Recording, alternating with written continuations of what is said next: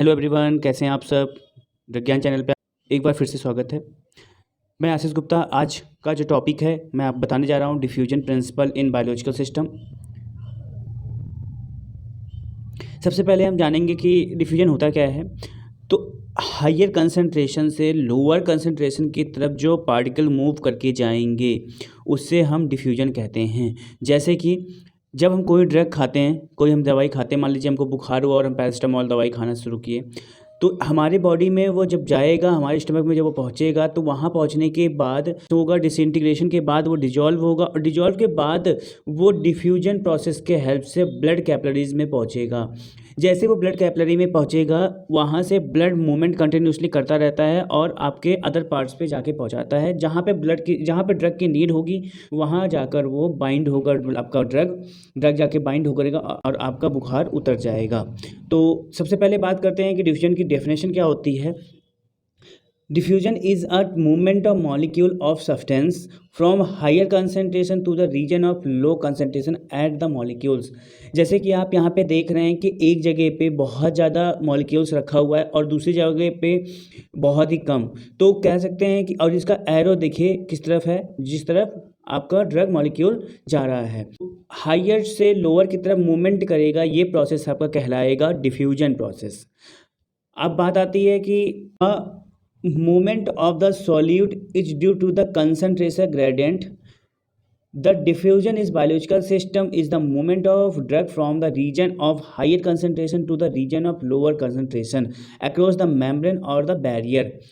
इसका ये मतलब सीधा सा मतलब है कि जो ड्रग यहाँ से डिफ्यूज हो रहा है उसको हमने एक टर्म दिया है कंसंट्रेशन सी और कंसंट्रेशन एक्स। मतलब कितना कंसंट्रेशन कितने समय कितनी दूरी पे वो डिपेंड कर रहा है, जा रहा है। मतलब कि यहाँ से यहाँ जो मूवमेंट कर रहा है वो हो गया एक्स और कितना पार्टिकल कर रहा है वो हो गया सी। तो इस तरह से आप सी अपॉन सी एक्स, जिसे हम कंसंट्रेशन ग्रेडियंट बोल रहे हैं, वो मूवमेंट को ही हम डिफ्यूजन बोल रहे हैं। ठीक है। पॉइंट नंबर 3 में क्या है आप देखेंगे, the application of this phenomena play important role in any process. जैसे कि सबसे पहले क्या है, dissolution of drug from the tablet और ग्रेन्यूल्स। मैंने पहले स्टार्टिंग में ही बताया था कि आपकी बॉडी के अंदर जब कोई ड्रग मॉलिक्यूल मूव करता है तो वहाँ पर पहले डिसइंटीग्रेशन होगा। इसका मतलब होता है कोई लार्ज पार्टिकल छोटे छोटे टुकड़ों में टूटता है, उसके बाद वो डिजॉल्व होता है। इसका एग्जांपल सीधे से हम अपने किचन में देखेंगे कि जब हम चीनी के टुकड़े को किसी पानी में डालते हैं तो पहले वो चीनी का टुकड़ा छोटा पार्ट में टूटता है, या मिश्री का टुकड़ा छोटे छोटे पार्ट में टूटता है, उसके बाद वो डिजॉल्व होता है। तो सेम इसी तरह से टैबलेट और ग्रैन्यूल जो होता है बॉडी के अंदर जाने के बाद छोटे छोटे पार्ट में टूटता है, उसके बाद वो डिजॉल्व होता है। नेक्स्ट प्रोसेस आपका है एग्जाम्पल 2 में हम ये देख रहे हैं कि release of drug from the ointment या सपोजिटरी। जो ऑइंटमेंट होता है, सपोजिटरी होता है, वो भी एक जगह पे ड्रग अप्लाई करने के बाद वो बॉडी, जैसे मान लीजिए सरफेस पे आपने ड्रग अप्लाई कर दिया, ये ह्यूमन सरफेस है, यहाँ पे आपने ड्रग अप्लाई कर दिया, तो धीरे धीरे क्या कहते हैं डिफ्यूजन प्रोसेस के हेल्प से ही वो ब्लड कैपिलरीज में जाएगा और अंदर पेनिट्रेट करेगा। इस तरह हम ऑइंटमेंट और सपोजिटरी में भी हम इस डिफ्यूजन का रोल देख रहे हैं। थर्ड वन है release of drug from the sustain release and control release doses form. कुछ ड्रग ऐसे होते हैं जो आपको कंट्रोल रिलीज डोजेस फॉर्म बना के हम देते हैं बॉडी के अंदर। तो कंट्रोल रिलीज हो या सस्टेन रिलीज हो, वो आपकी बॉडी के अंदर डिफ्यूजन प्रोसेस से ही आगे बढ़ता है। नेक्स्ट वन आपका आएगा एडीएमई।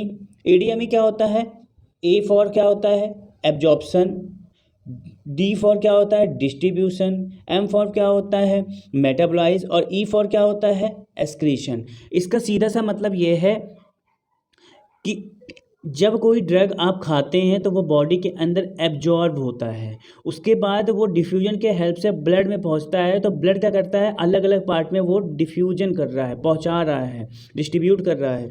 नेक्स्ट पार्ट होता है एमई मेटाबोलाइज। मेटाबोलाइज का मतलब होता है जब वो किसी सेल, टारगेटेड सेल पे पहुंचने के बाद वहाँ पे जो एक्टिविटी शो करता है वो आपका कहला रहा है मेटाबोलाइज या bio transformation.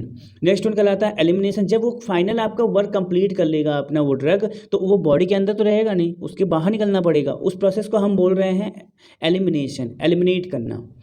The movement of drug molecule is always from higher concentration to lower concentration through the biological membrane और barrier which offer resistance to passage of diffusing molecules.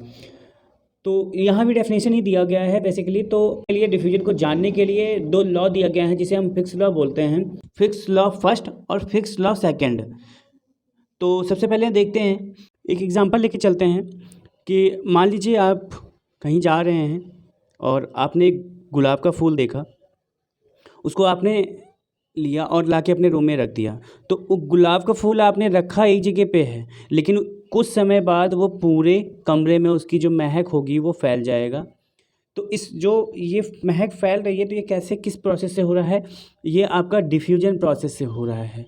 क्योंकि एक समय ऐसा आता है कि महक जो आपकी परफ्यूम है, आप बॉडी पे परफ्यूम अप्लाई करते हैं, एक समय बाद वो देखते हैं कि जैसे ही आप स्प्रे करते हैं कुछ टाइम बाद पूरे कमरे में उस परफ्यूम का जो स्मेल है स्टार्ट हो जाता है ना। जैसा एरिया है और कुछ आपने उस पर पार्टिकल्स वगैरह रख दिया राउंड कलर के, तो एक समय बाद यहाँ से ये सारे पार्टिकल फिसल कर नीचे आ जाएंगे।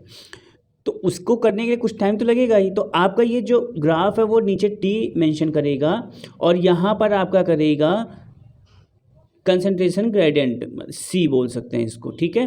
कोई कंसंट्रेशन जितना ऊपर होगा, जितना हाई होगा, पार्टिकल उतना जल्दी मूव करेगा। दैट मीन्स ये है कि पार्टिकल मूव कराने के लिए कंसंट्रेशन डायरेक्टली प्रोपोर्शनल होता है, ठीक है। अब हम किस चीज़ को क्या बोल रहे हैं ये एक बार देख लेते हैं। फ्लक्स किसे बोलते हैं? Flux, it is defined as the number of item diffusing across the unit area per time. जो पार्टिकल मूव कर रहा है उसी को ही हम फ्लक्स बोलते हैं। स्टडी स्टेट क्या कहता है? स्टडी स्टेट क्या है? A system is said to be steady state when concentration profile does not change with time. एक ऐसा एरिया, एक ऐसा कंसंट्रेशन रीजन जो टाइम के साथ नहीं बदलता है, वो स्टडी स्टेट कहलाता है। डिफिसेंट क्या कहता है? डिफिसेंट क्या होता है? It is a substance that can diffuse through the something. मतलब आप जैसे आप पढ़ रहे हैं तो आप स्टूडेंट कहलाते हैं, वैसे जब डिफ्यूज होगा तो उसे डिफिसेंट बोलते हैं, ठीक है। आप पढ़ रहे हैं तो स्टूडेंट, आप कोई पार्टिकल डिफ्यूज कर रहा है तो वो डिफिसेंट। फिक्स फर्स्ट लॉ की, ठीक है। ये आपके क्वेश्चन में पूछा जाता है, क्वेश्चन पेपर में, तो बहुत इंपॉर्टेंट माना जाता है इसको, ये है, ठीक है। और क्वेश्चन का जो क्वेश्चन पूछा जाता है वो है explain the diffusion. Diffusion first law क्या है? When the drug molecules amounting M is transported through the unit cross section S of the barrier in unit time T, the flux J can be given। इसका सीधा सा फंडा ये होता है कि जब कोई पार्टिकल मूव करता है, जब कोई पार्टिकल मूव करता है तो उसको क्रॉस सेक्शन करने के लिए कुछ टाइम लगता है, ठीक है। कुछ मॉलिक्यूल्स आपकी जो ट्रांसफ़र कर रहे हैं उसको सरफेस एरिया भी क्रॉस कर रहा है वो। तो इसका एक फार्मूला है, फार्मूला आपका है कि J equal to DM upon S into dt। तो M क्या है? मास है, ठीक है। S surface area, T time, J fix law है। और क्वेश्चन आपका पेपर में जो आता है वो है explain the passive diffusion of drug molecules cross biological membrane, ठीक है। ये लॉ जो है वो क्या कहता है? ये लॉ कहता है आपका, इस law state that the rate of drug transport across the unit cross section of barrier flux is directly proportional to the concentration gradient. अभी हमने बात किया था कि जो फ्लक्स जे है वो डायरेक्टली है डी डेल्टा सी मतलब, और डेल्टा एक्स के डायरेक्टली प्रोपोर्शनल होता है, ठीक है। इसको थोड़ा सा और समझने के लिए हम यहाँ पे देखेंगे, इसमें क्या है। इसमें हम ये देख रहे हैं कि diffusion flux is directly proportional to concentration gradient under the assumptions of steady state diffusion. J जो होगा वो डायरेक्टली प्रोपोर्शनल होगा डेल्टा सी और डेल्टा एक्स के, ठीक है। इसका मतलब ये है कि जितना कंसंट्रेशन ग्रेडियंट होगा जे उतना ज़्यादा ही बढ़ेगा, ठीक है। यहाँ देख सकते हैं आप। तो जे आपका रेट ऑफ डिफ्यूजन हम इसको बोल सकते हैं या डिफ्यूजन फ्लक्स बोल सकते हैं। डी है डिफ्यूजन कोफिशिएंट, ठीक है। और अमाउंट ऑफ ड्रग जिसे बोल सकते हैं कि जितना ड्रग वो हो रहा है। डी है कंसंट्रेशन ऑफ मटेरियल है।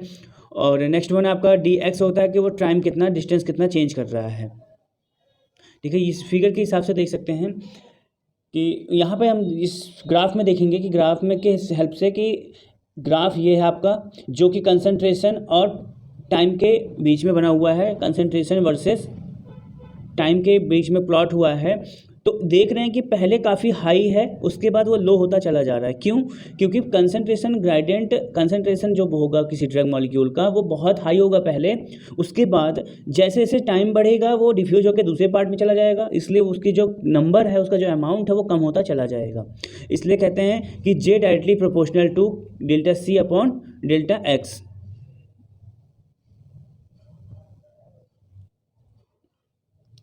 अब फिक्स सेकंड लॉ क्या कहता है? फिक्स सेकंड क्या क्या कहता है ये? इसके हिसाब से जो drug change in concentration with time a particular region is proportional to the change in concentration gradient at the point in the system. मतलब जो D upon D C T है वो टाइम के साथ घटता चला जाएगा। जैसे कि it state that the change in concentration with respect to time at particular region is proportional to the change in concentration gradient at point in the system. तो इसका जो फॉर्मूला है वो है D dot D square C upon D X to.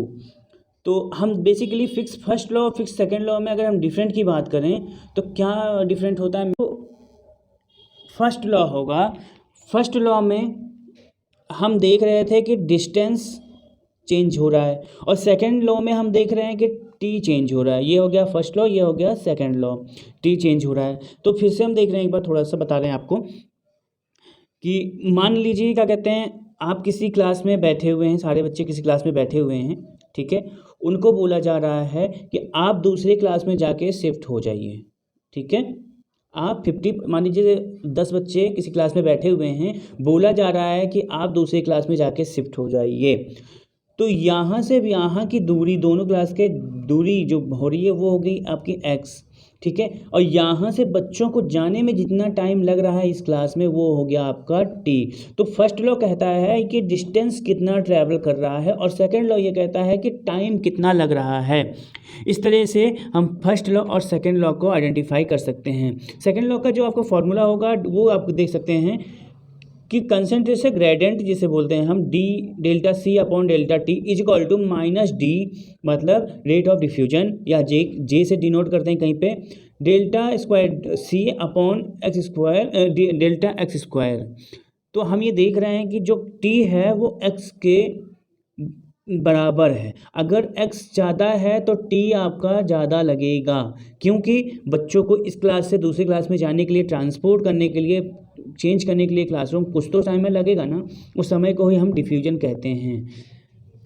अगर हमारी video आपको अच्छी लगी हो तो प्लीज़ हमारे चैनल को सब्सक्राइब कर लें और अपने दोस्तों को भेज